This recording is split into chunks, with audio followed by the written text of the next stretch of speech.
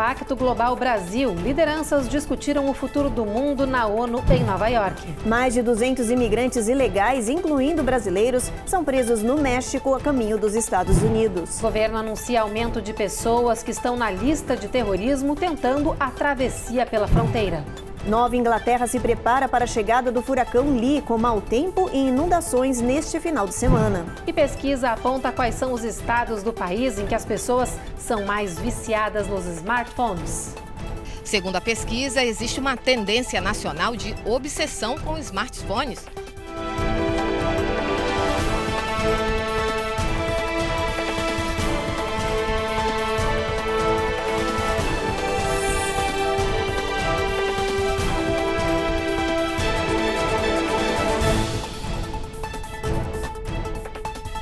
Olá, boa noite. Muito boa noite. Hoje foi o último dia do Pacto Global Brasil, que aconteceu na sede das Nações Unidas em Nova York.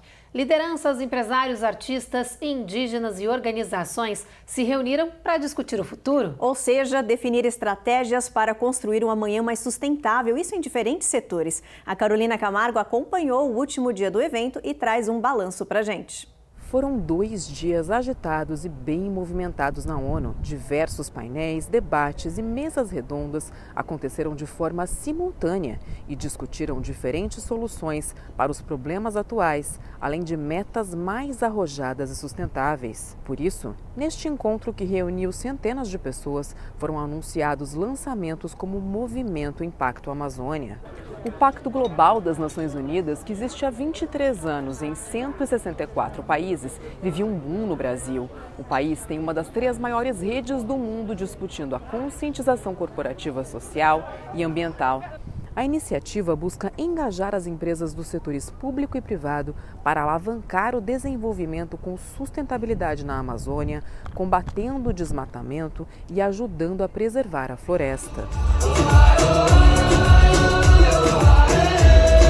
Na noite de quinta, o DJ brasileiro Alok fez uma performance musical de seu novo álbum, O Futuro é Ancestral, que tem coautoria de artistas indígenas. O que a Alok está fazendo é muito incrível, mas traz de um respaldo, de uma pauta tão importante que é as nossas vidas. A gente está lutando pelo nosso território, pelos nossos direitos. E ele, quando ele apoiou a nossa causa, abriu um leque de oportunidades para muitos indígenas criativos, porque você imagina a música, a arte, tudo envolvido, e também trazer essa valorização da nossa cultura para o território internacional, que é uma coisa mais linda ainda.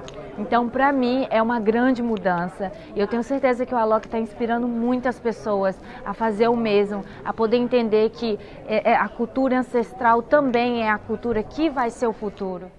O encerramento do Pacto Global Brasil foi hoje à noite. O evento foi considerado um sucesso pelos organizadores, pelo grande número de participantes, alto nível de discussões e acordos fechados.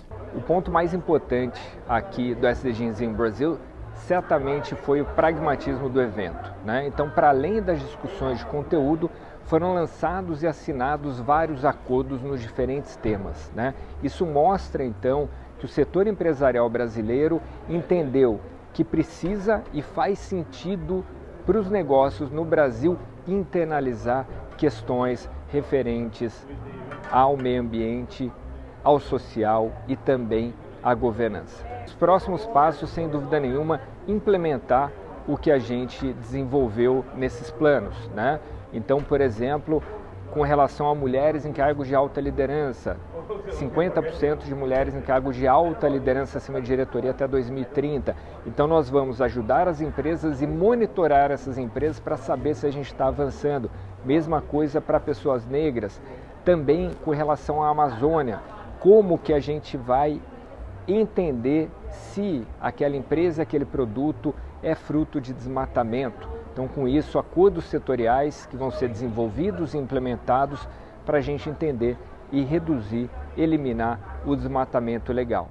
Agora o assunto é fronteira sul entre Estados Unidos e México, que foi eleita a rota terrestre mais mortal em todo o mundo. Essa triste realidade foi divulgada por uma organização internacional de imigração que fez um levantamento da situação nas fronteiras de todo o globo. Somente em 2022 foram relatadas 686 mortes na fronteira entre Estados Unidos e México. Isso representa quase metade das quase 1.500 mortes e desaparecimentos de imigrantes registrados nas Américas em todo o ano passado. Segundo o levantamento, 2022 foi o ano mais mortal já registrado desde que o grupo começou a manter o rastreio em 2014. E a região mais perigosa, com o maior registro de imigrantes mortos durante as travessias, fica entre os perigosos desertos de Sonoran e Chihuahuan. As principais causas de morte incluíram afogamento, acidentes com veículos, condições ambientais extremas e falta de abrigo adequado, alimentação e água. Para o IOM, a organização que fez o estudo, os dados são graves e os países precisam olhar para esses números com mais atenção para implementar medidas que garantam que rotas de migração regulares sejam mais seguras, já que é impossível impedir o tráfego de pessoas entre países. Ainda falando de fronteira, o número de pessoas na lista com antecedentes criminais ou suspeitas de atentados presas na fronteira sul aumentou consideravelmente. Só neste ano fiscal foram detidos 46 mil indocumentados procurados pela Interpol e mais de 100 na lista de terroristas, segundo os departamentos de Segurança Interna, Imigração e o FBI. As autoridades anunciaram que estão aumentando a fiscalização na fronteira sul do México com os Estados Unidos para impedir a entrada de terroristas ou imigrantes procurados pela Interpol. Até agora, no ano fiscal de 2023, os agentes anunciaram a prisão de 160 pessoas cujas as identidades correspondiam aos dados de triagem de ameaças aos Estados Unidos e 46 mil indocumentados com antecedentes criminais. O Departamento de Segurança Interna disse que, por causa do alto fluxo de imigrantes tentando cruzar a fronteira, as pessoas que possuem o nome nas listas de vigilância estão arriscando mais e tentando entrar nos Estados Unidos despercebidos no meio do contingente. O FBI informou que, apesar do aumento de pessoas procuradas nas travessias, esse grupo representa apenas 0,01% dos mais de 1 milhão de imigrantes que já entraram nos Estados Unidos só no ano fiscal de 2023. E as autoridades mexicanas anunciaram que interceptaram um ônibus com 257 imigrantes ilegais que seguia para os Estados Unidos. Dentro dele estavam imigrantes vindos do Brasil, Cuba, Guatemala, Honduras, El Salvador e Equador. 46 deles eram menores de idade desacompanhados. O grupo seguia rumo à fronteira quando foi parado por autoridades migratórias em uma rota no leste do país. O grupo foi levado para abrigos mexicanos, onde estão recebendo alimentação e também cuidados médicos. No último ano, o México encontrou mais de 2 milhões de imigrantes ilegais fazendo viagens como essa, clandestinas, organizada por traficantes de pessoas. Depois do intervalo, a organização faz campanha para arrecadar fundos para os filhos da brasileira morta por Danilo Cavalcante. E a gente mostra os detalhes de uma pesquisa que revelou quais os estados do país onde os moradores são mais viciados em celular.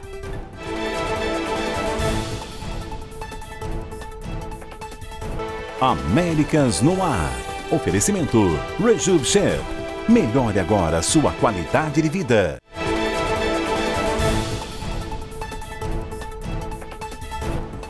Uma ONG sem fins lucrativos criou uma campanha para ajudar os filhos da brasileira que foi assassinada na Pensilvânia. Essa é a única campanha de arrecadação de fundos aprovada pela família para ajudar essas duas crianças. Débora Brandão foi assassinada com 38 facadas por Danilo Cavalcante. O brasileiro foi condenado à prisão perpétua, mas fugiu da cadeia e só foi capturado depois de 14 dias de intensas buscas. As crianças de 7 e 3 anos estão sob cuidados da irmã da vítima, Sara Brandão. A organização também vai oferecer tratamento psicológico para essas crianças.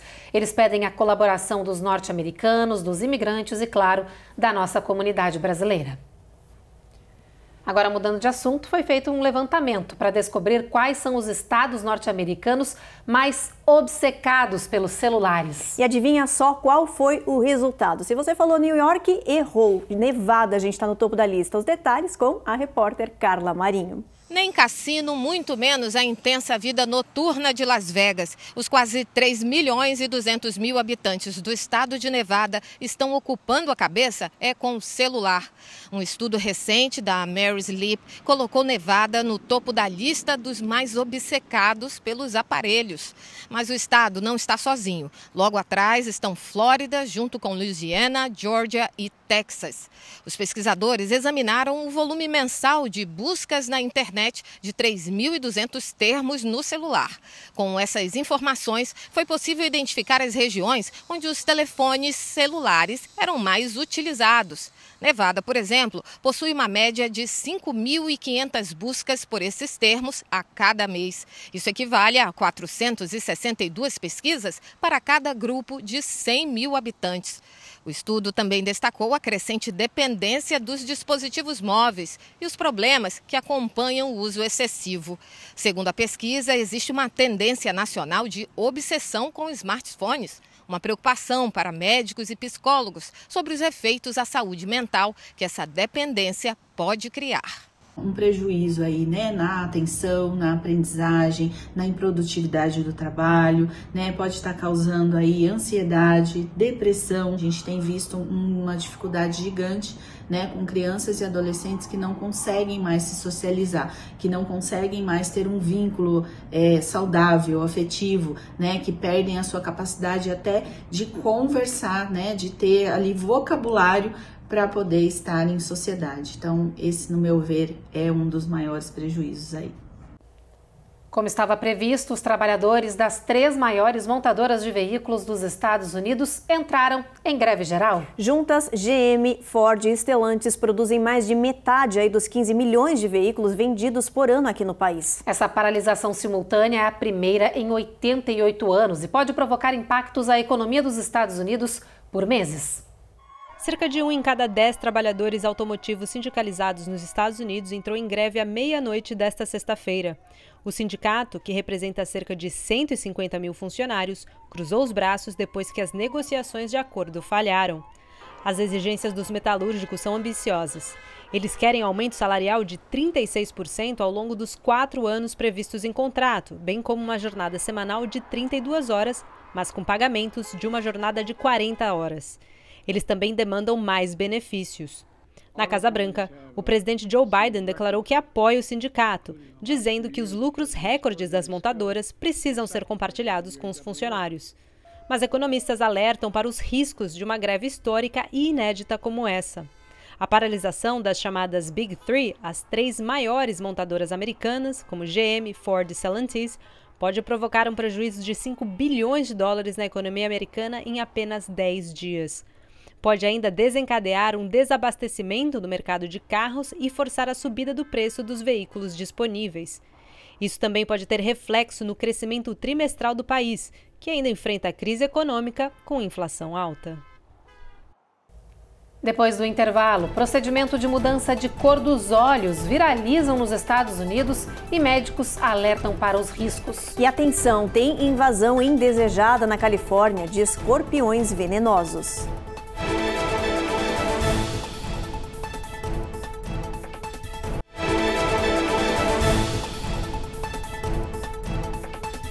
A Polícia Federal do Brasil deflagrou uma operação com a ajuda da Agência de Investigação de Segurança Interna dos Estados Unidos e da Embaixada Norte-Americana em Brasília. Na mira das autoridades está um grupo fraudulento que pode ter lesado 60 mil pessoas. Os criminosos são acusados de lavagem de dinheiro que pode chegar a 300 milhões de reais, obtidos a partir de crimes financeiros praticados no Brasil, nos Estados Unidos, Coreia do Sul e outros países. As investigações contra esse grupo começaram quando autoridades norte-americanas informaram à PF que a empresa brasileira que foi aberta aqui no país estaria lesando vítimas através de golpes financeiros com investimentos em criptomoedas. Virou moda aqui nos Estados Unidos um procedimento capaz de mudar a cor dos olhos das pessoas. Uma técnica que é proibida em muitos países, como no Brasil. A repórter Eloá Orazen foi atrás das informações dessa prática perigosa, que, segundo os especialistas, pode causar danos severos nas córneas. Para ver e se fazer enxergar.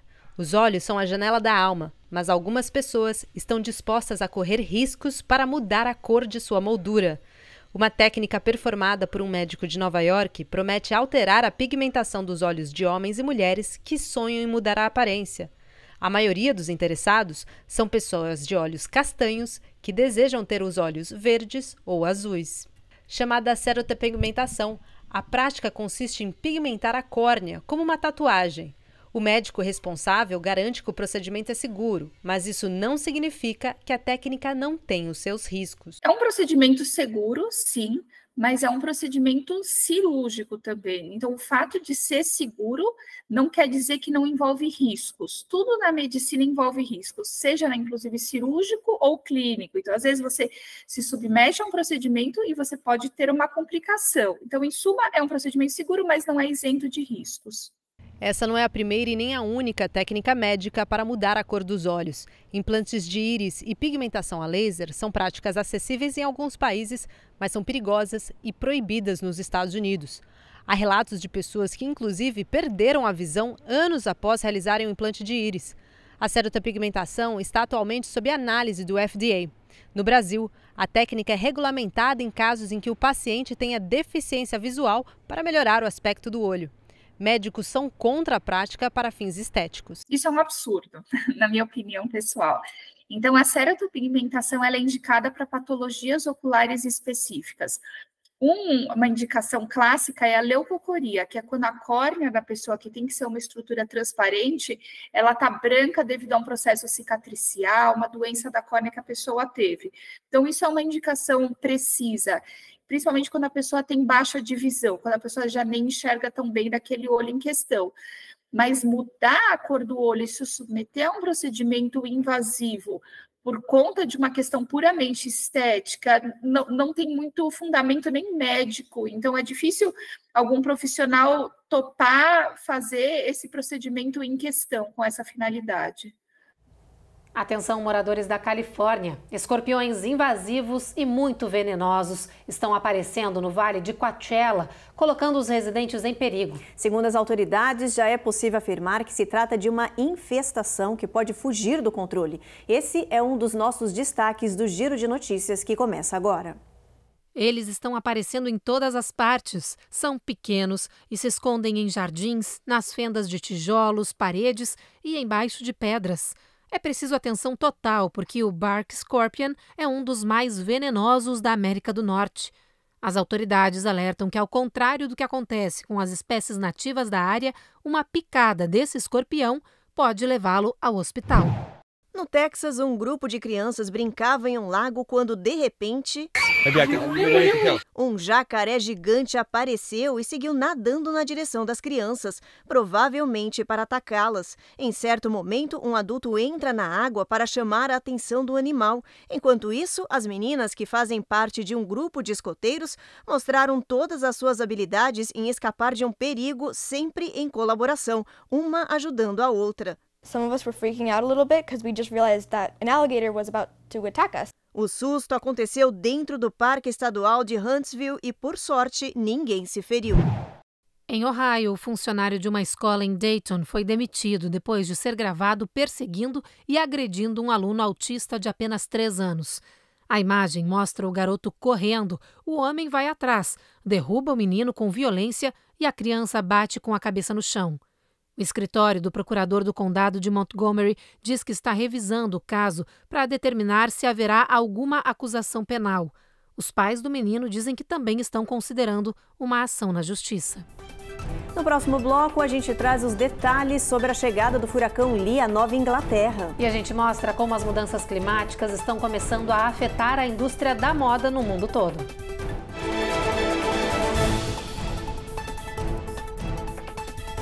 Américas no Ar. Oferecimento Rejuve Chef. Melhore agora sua qualidade de vida.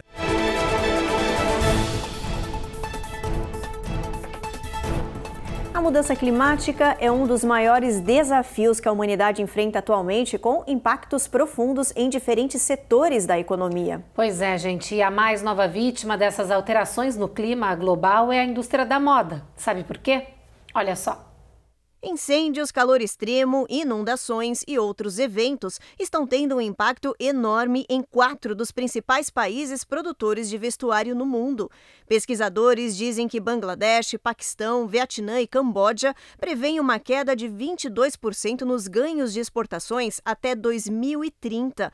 O motivo são as mudanças climáticas, que estão afetando desde o cultivo de matérias-primas, como algodão, até a fabricação de roupas. Os prejuízos somados desses países chegam a 65 bilhões de dólares e resultam em produção mais lenta do setor. Esses 4 países asiáticos respondem por quase 1/5 de todas as exportações globais de vestuário. Nos últimos meses, a Ásia tem sido alvo de clima extremo. Só o Paquistão ficou com mais de 1/3 do país debaixo d'água durante as inundações históricas deste ano. A Ásia também registrou temperaturas recordes acima dos 100 graus Fahrenheit em 2023. O estudo da Universidade Cornell sugere mudanças radicais no setor de moda, com roupas mais sustentáveis, fábricas menores e em diferentes localidades. Essa indústria contribuiu com aproximadamente 2,1 bilhões de toneladas de emissão de gases de efeito estufa e é uma das mais responsáveis pelas mudanças climáticas do mundo. A Nova Inglaterra se prepara para o mau tempo com a chegada do furacão Lee, enquanto ele se desloca pelo oceano. São esperadas até 4 polegadas de chuva nas áreas costeiras, até a província canadense de Nova Escócia, começando hoje. Segundo as autoridades, além de ficar atento aí às inundações e ventos fortes, a população também precisa se ligar porque pode ter queda de energia. O governador do Maine já declarou emergência para solicitar fundos federais antes da chegada da tempestade. Lee é atualmente um furacão de categoria 1 e a previsão, por enquanto, é que ele toque o terreno do Maine e depois continue no território até o Canadá. Bom, todo mundo ligado aí nos alertas, por favor, das autoridades para a passagem desse furacão, né, Ruth? Com certeza, prestar bastante atenção. Vamos aproveitar, gente, e dar uma olhada no nosso mapa. Vou colocar para vocês aí na tela para a gente ver o tempo amanhã. Olha só, em Boston a gente tem previsão de bastante chuva já, com mínima de 58. Tempo encoberto em Nova York e o sol brilhando em Norfolk. Em Atlanta, 76 de máxima e tempestade prevista. O tempo fica um pouco mais firme em Jacksonville, na Flórida, mas também tem previsão de chuva ao longo do dia em Miami e em Tampa. Em Houston, a gente vê aí chuva o dia inteiro, mínima de 74, máxima de 91. San Antônio, a mesma coisa, a máxima não passa de 88 nessa área. El Paso, sol entre nuvens, tem também pancadas de chuva ao longo do dia, mínima de 67. Já em Albuquerque, aí o sol vai brilhar o dia inteiro. Fênix, o calor vai chegar a 105 graus de máxima. Las Vegas, a máxima não passa de 97 e a mínima é de 74. E em São Francisco, a gente tem aí sol entre nuvens, tempo encoberto e máxima de 66 graus. E olha, para encerrar o jornal, a gente tem uma história inspiradora de uma menina de 8 anos que deu uma aula de solidariedade, né, Evelyn? É isso, gente. Ela usou o dinheiro que ganhou no seu 8º aniversário para ajudar algumas crianças especiais. Olha só. Conheça Libby Barrett, uma menina de Montgomery, no Alabama, que está no 3º ano da escola primária e acabou de fazer 8 anos. Bom, normalmente nessas datas as crianças adoram ganhar brinquedos novos, mas quando Libby recebeu $550, decidiu doar tudo. I really wanted these kids in this class to be really happy. Ela usou todo o dinheiro do aniversário para ajudar os alunos do programa de educação especial da sua escola. Ela comprou brinquedos novos, puffs, materiais de limpeza e tapetes. A professora da ala especial disse que foi uma surpresa e que todos estão gratos pela ação da pequena aluna. E a Libby ainda quis mostrar a importância de ajudar o próximo ao sugerir que toda a sua classe compartilhasse momentos de alegria com os alunos especiais. Ver como eles estão se relacionando com a minha turma está fazendo meu coração se encher de alegria, diz Libby. That's just making my heart fill up with joy. Os pais da pequena ativista dizem que ficaram impressionados com a decisão da filha, que deu uma lição valiosa para os adultos. 8-year-olds can think this way, why can't we think this way? Se crianças de 8 anos podem pensar dessa forma, porque nós não podemos pensar assim também, diz o pai da garota. You give to people, it makes them so happy. Libby explica que é tudo muito simples, que quando doamos às pessoas, deixamos elas felizes e essa alegria volta pra gente. É isso, gente. As crianças, mais uma vez, dando um show aí, né? Uma aula para nós adultos de como que, na verdade, a gente deve tratar o próximo. Maravilhosa essa matéria, essa aula que ela deu. Olha, não tem nem o que falar. Parabéns, viu? Bom, e hoje, sexta-feira, vocês já sabem, é o dia do nosso beijo especial aqui na bancada do Jornal Américas no Ar. E hoje esse beijo vai viajar direto para Massachusetts. Com certeza, é uma fã do jornal que assiste a gente sempre, fez questão de parar a nossa repórter, para mandar um recado, né, Evelyn? Ela parou a Giovanna Locatelli lá em Boston, em um evento do consulado. O nome dela é Luzia Bastos. Descobri que eu tenho agora uma tia lá em Massachusetts. Quando eu for visitar, ela já sabe, vou querer um cafezinho na casa da minha tia. Não é para menos, ó, Evelyn Bastos, Luzia Bastos, entenderam a semelhança? Dá para parecer mesmo. Mentira, né? gente, não somos parentes, mas fiquei feliz com a coincidência. Luzia, um beijo para você, obrigado pelo carinho com a gente, né, Ruth? Muito, olha, obrigada mesmo, foi sensacional esse beijo, a gente adorou. Um beijo para você também.